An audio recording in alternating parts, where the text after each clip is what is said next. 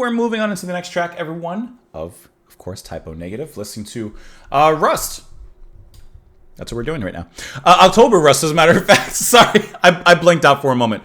I was trying to get the information as I was going. We're moving on to the next track, which is Green Man, which, funnily enough, is me right now. But yeah, hope you guys are having a lovely one. Listen, I'm just going to jump right into it. Don't have a ton to say. Don't have a ton to do. I did put up the album up there too, by the way, just because that was gifted to me and it actually makes sense to put it up there right now.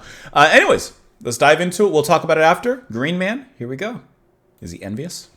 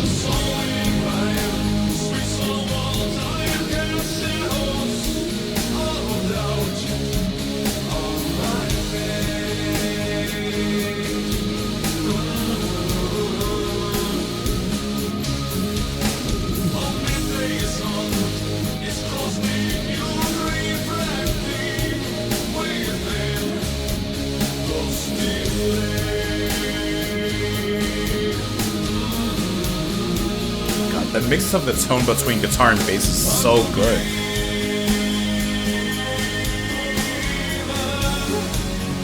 How this blossoms up this chorus.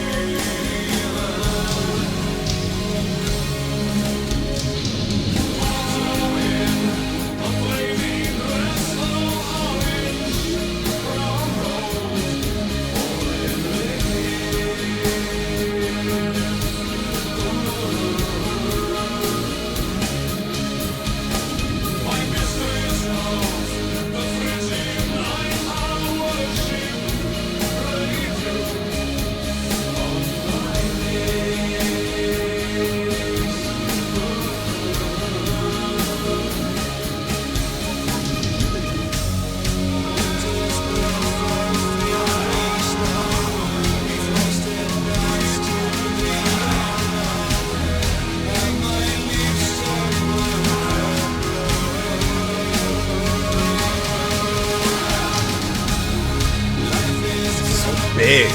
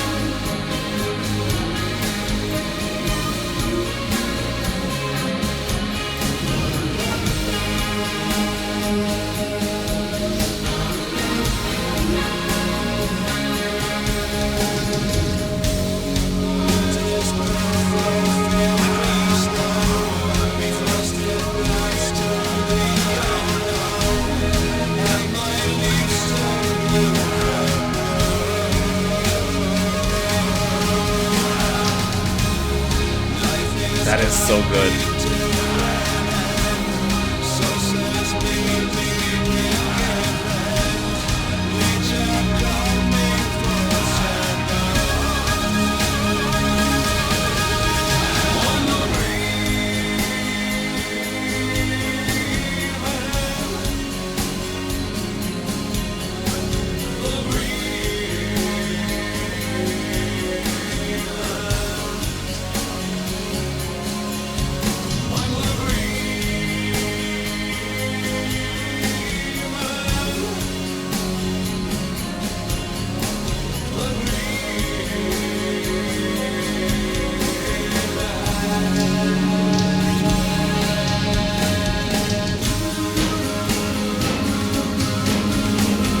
change in the rhythm there.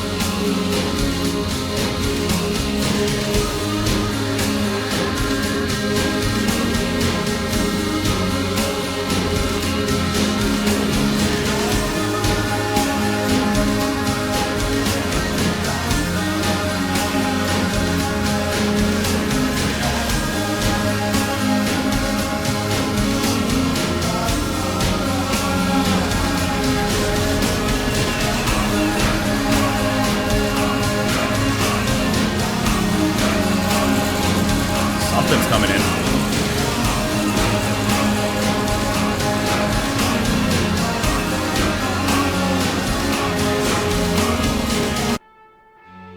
Okay. I just wanted to hear how it was building up into Redwater, which we already covered during Christmas. This band is so cool.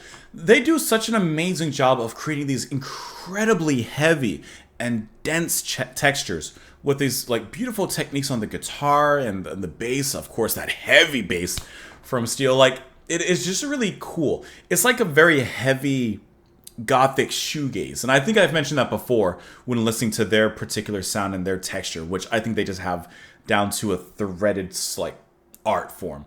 Like, you ever see like I don't even know what it's called, but like hand woven either baskets or like, you know, different sort of textiles and stuff where you can really see the threads and the knits and like the artistry behind it. That's what I'm seeing with this. Like, I'm hearing those textures and how they all just are cross-stitched together in this beautiful knitted performance. I mean, I don't know what to say, but Steel just sounds so wonderful here. I like how this song is very light in very ways. Like, it's heavy, sure. It has this heaviness and this depth to it. But at the same time, it actually feels very light. This is actually a very melodic track from what I've heard so far from the band. And I really like that chorus, you know, the way that it just blooms out, no pun intended, but the way that it blossoms. Like, it feels like a ray of sunshine has just hit. Now we're into photosynthesis and it's just growing and growing. And the way that he screams out, like, I'm a green man, like, I think is just really wonderful. Like how heavy and pounding those drums are. The rhythm change on the drums at the very end is really nice. And I want to say at the end, when he switches the way he's playing drums, and by he I'm referencing Johnny Kelly rather. Like, I think he's hitting the snare in a high tom, but it has a different, I don't know what, but like it's mixed differently. It has a filter on it because the sound is different from how it was being played before. Like, let me go back to Green Man here really quick. Like, hear the snare. But then at the end, see, like, it sounds more up front. So the mixing and the production on this song in particular, the album as a whole, but it is really, really nice. You heard, of course, some of the vocal effects on there as well, which I don't think it's Steel singing that part because it didn't sound as deep. I'm assuming it's either Hickey or Silver because they're also credited with backing vocals. But what a cool song and textural, I don't want to say masterpiece. I don't want to jump too far. I'm still listening to the band. But what a textural bliss this is. I don't know what to say, man. Spring won't come, the need of strife, to struggle to be freed from hard ground. The evening mist that creep and crawl will drench me in dew and so drown. So when I read this, and of course Green Man, I'm thinking, of course, of plants and plant life trying to be freed from the ground. I'm the green man. Soul in prime, sweet summertime, cast shadows of doubt upon my face. A midday sun is caustic hues, refracting within the still lake.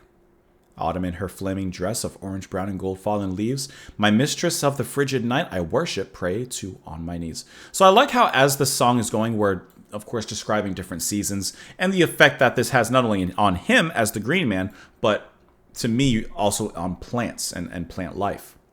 Winter's breath of filthy snow, befrosted paths to the unknown, have my lips turned blue-purple, life is coming to an end. So says me wicked friend, nature coming full circle.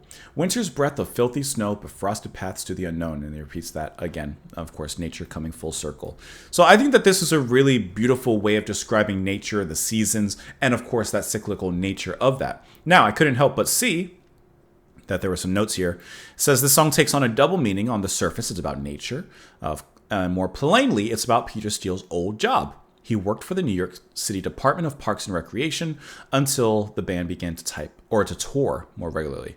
And of course, the mythology representations of the Green Man can be found throughout Europe and are particularly common on pubs in the UK, which we had gotten some of that from Jethro Tull from Songs from the Wood. Anyways, let me know what you guys thought of it in the comments down below. You can follow me over on Twitter, support my channel on Patreon. I was trying to think of I was like, what's my spiel? What's my spiel? Have a wonderful rest of your day. You know what? Hey, I'm actually curious. Where did the word spiel come from? Because it sounds German. Like, where did that... Let's look up... Listen, let's look up the like, where did that word come from? I'm trying to Google right now, but my internet's being a little slow right now. I know how it's pronounced, but I want to know, like, is it of German, origin? Let's see if it tells us. Hold on, before I put you up. Let's see if this tells us anything. Speech, long person. Where did it come from, though? I want to know what's the word? Is it etymology? What's the etymology behind spiel? It's not coming up. All right. Have a wonderful rest of your day. my computer's now like going really slow. I was trying to go back, but I can't even go back now. All right. Well, have a great one, guys. Bye. I was trying to learn something.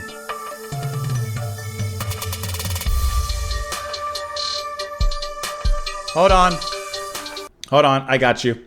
All right, at least off of the AI overview from Google, the word spiel is German in origin. Here you go. The word spiel comes from the German word spielen, which means to play. The earliest known use of the verb was in the 1850s. We already know what it means here.